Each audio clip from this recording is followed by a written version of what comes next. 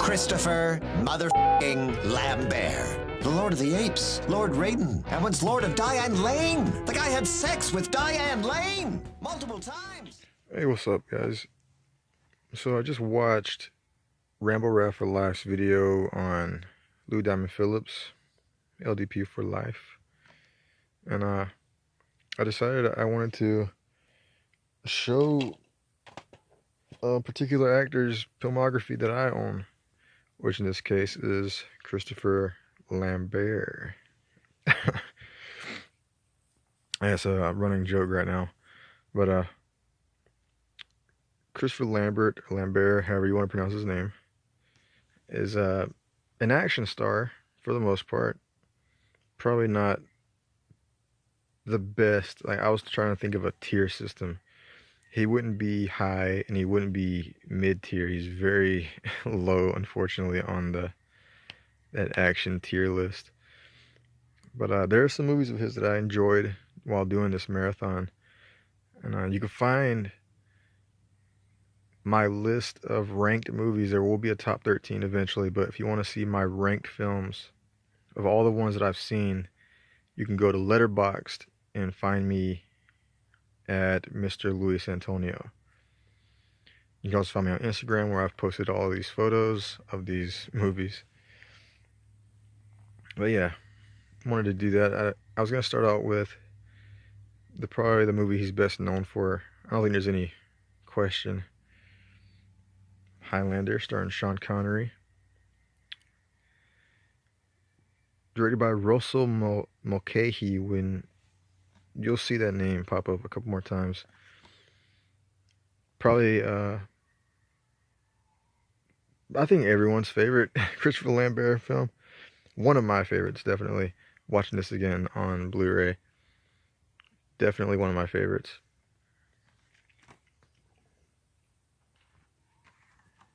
Speaking of my favorites, this is my favorite. This is the German release of Fortress. And I'm actually unable to watch this because I don't have a region free player. But I love this movie. I think he does a great job in it. Lambert does a great job in it. But Kurtwood Smith is also a great villain. He plays this super baby adult. You know, the whole reason the Mintel Corporation takes your kids to make these cybernetic people. Not even cybernetic, just enhanced, as you would say. The Sicilian, directed by Michael Cimino. Where you at? Right there. You don't see, I don't think there's one review of this on YouTube, and I was going to review all of these in this big Christopher Lambert marathon. I figured I'm already fucking behind on it. I was going to do it on April 1st, you know, because of Easter, and I'll get into that in a minute. But I don't know what to think of this. I mean, I sort of liked it, but at the same time, it was like a little boring. Not a lot going on in that movie. Looks good. Christopher Lambert is just, yeah. This one, I like this one. This one's way more fun than The Sicilian. And I know a lot of people don't like this movie. But, yeah, I dig it. Very first time I saw it, I rented it from Discount Video. And I've liked it ever since. I watched it just recently, a few weeks ago. Really enjoyed this movie. This is not a very high on people's list of favorite films or favorite Lambert films, favorite 90s action films, but it is in there on mine. It's not the best. Not even one of my favorites, but it's something I like. I enjoy it. Adrenaline, Fear the Rush.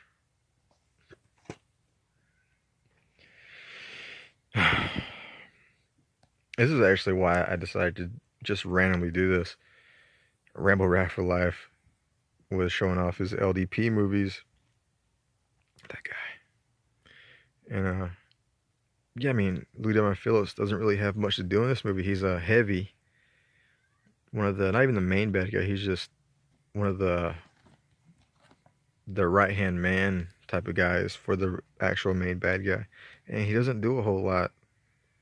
This movie's kind of boring. The plot is kind of cool, I guess, but it's so low budget. There's not a lot that they did with it. Unfortunate, because I like Christopher Lambert and I like Lou Diamond Phillips. Oh man, not as bad as Absalon, but definitely something that could be better. I like the whole concept of it, but Nirvana is just where's that quote at? No. Don't think GTA, don't think The Sims. It's just a low budget sci-fi film from the 90s. Is it from the 90s? Fucking Buena Vista. I hate Buena Vista because focus. You're not gonna see it. Anyway, Buena Vista never has the date of the movie on the back. Bullshit company. Here's one I enjoyed. Night Moves, a thriller that has a pretty interesting plot. Tommy fucking Skerritt's in it. Also Diane Lane. Ooh. Very watchable. It's not that bad. I mean, it's not great. It's very average, but as far as the Christopher Lambert movies that I saw, it's one of the better ones. It's worth at least one watch. I started out with Highlander, and I actually ended my marathon on Highlander, I believe. No, I ended it with one other movie, but I did end it with the rest of these films. And this is the 5 film collection. Right there. Highlander, Highlander Final Dimension, Highlander Endgame, Highlander The Source, and then this is the version I watched. Which, again, Highlander 2 is a bad movie. This one tries to save it a little bit. Doesn't help. You know, it helps with the fact that they take away some of the stupid story about the immortals being from another planet or another dimension and stuff, so that's pretty cool. But yeah, most of these movies, I don't mind Endgame, The Final Dimension, or Highlander 2. There's just, they could be better. If you could cut off some shit, some really silly shit, they'd be way better. Highlander's Source was kind of bad. It's actually pretty bad. It was really bad. That might be my least favorite, is The Source. I'll watch all these again one day when I do an entire franchise review on the 5 films and the animated film, as well as the TV shows. I'm gonna do it.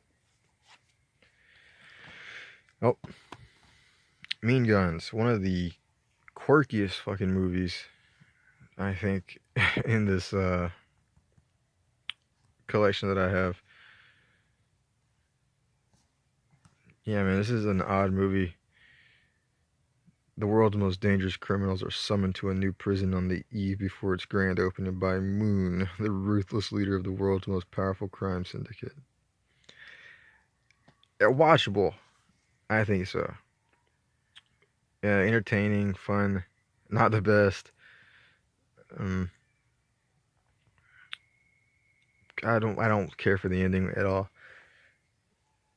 Not at all, but yeah, Mean Guns is something I saw a long time ago. Yeah, I remember thinking about it. It was like, it reminded me of Battle Royale and Belko Experiment, but done years before. What year is this? 98. Sort of like that, not exactly, but it's a battle royal with a bunch of gunmen and killers. Not horrible. Never seen it. You might want to check it out one day.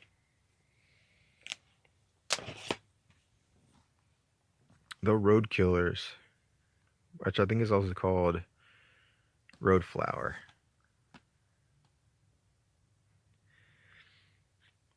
Yeah, a thriller Christopher Lambert movie from, what, 94, I believe? Yeah, 94. This was okay.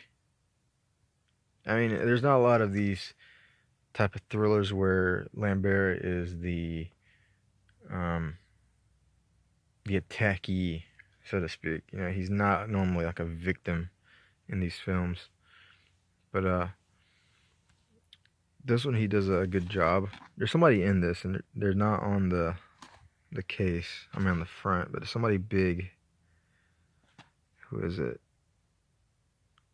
Josh Brolin. There he is. Motherfucking Thanos right there. And Cable. The Road Killers is one of those middle of the road Lambert movies. Decent. Not too bad, not too good, but yeah, this is what I ended my marathon on. Beowulf.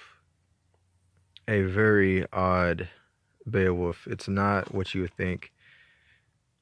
There's Rona Mitra in it. I like Rona Mitra.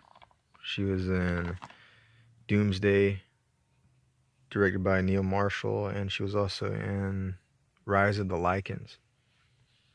Really cool. But this one was not like the other Beowulf movie, the CGI movie. It's very odd. It's like the future, but it's the past. It's very weird. They have these giant swords that look like chainsaw blades. I liked it. I was entertained by it. Christopher Lambert, I learned through the filming of these movies that he has really fucking bad vision. And, you know, when you see him doing sword fights, it's not him. Because, you know, he has to be able to see good to do those things. And you can't be whacking people with fake swords, even if they're fake, because you can't be swinging metal around if you can't see. Here's what I watched. I have this on VHS, have it on DVD right here, and I have the Blu-ray. I love this movie. My favorite Stuart Gordon film, my favorite Christopher Lambert film. It stars Christopher Lambert, Tom Tolles, Kurtwood Smith, and Vernon Wells.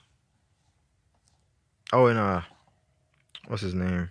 Fucking reanimator. I can never remember his name when I want to. Jeffrey Combs. It's actually not on the back. It's weird. But this one has the ending where a lot of people say it was cut out of the U.S. release and stuff, but it's here. It's on the DVD. It's not the edited cut of the movie, but it's definitely not the Blu-ray. And I want to check out the Blu-ray. God damn it. Here's a movie that gets way too much hate. Fortress 2 Reentry. Is it bad? At times, yeah. The CGI looks really fucking bad. But it was like 2002, I think. Was it 99? 2000? I can't see. I don't know, man. I like this sequel. It's not RoboCop 2 and Predator 2, which is two movies that I can't, for the life of me, figure out why I get hate. But this is a sequel that, you know, I thought was fun. It's different from the first one enough. It plays out like the first one, but it's different in the fact that they're in space and there's new characters, and the tone of the film is way more lighthearted. It's also way more actiony. And yeah, not saying the first one's not fun, but the second one just has, you know, more odder characters. I like them. They're like two sides of the same coin. Fortress 2 Reentry. Fun movie. This was a fun movie. Christopher Lambert plays a bit of a different character. And here they are again in their second movie together. They were in Highlander 3, Mario Van Peebles, solo himself, and Connor McLeod. Dennis Leary plays a good bad guy. Patrick Stewart also is in this movie in a wheelchair. Kind of funny. He did this years before X-Men. Yeah, this is a fun one. Not too high on the list. I'll do the ranking one day, but this was going to start the marathon. This is Resurrection from 1999, about a cop who is trying to stop a serial killer who's trying to rebuild the body of Christ. It's a 7 ripoff, but I think it's a good 7 ripoff. And it stars Christopher Lambert, and my skin is all messed up.